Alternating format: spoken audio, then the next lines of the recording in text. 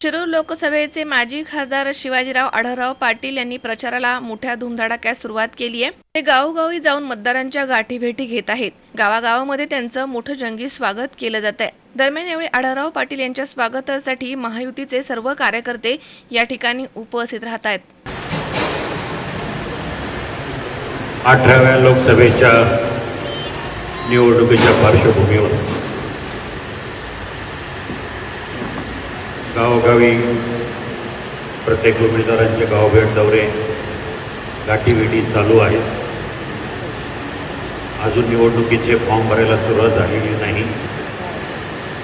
हा मधला गॅप आहे आणि यासाठी घरी बसून राहण्यापेक्षा माझ्या हक्काच्या जवळच्या माणसांना जाऊन भेटणं, त्यांच्याकडून 2 शब्द ऐकणं,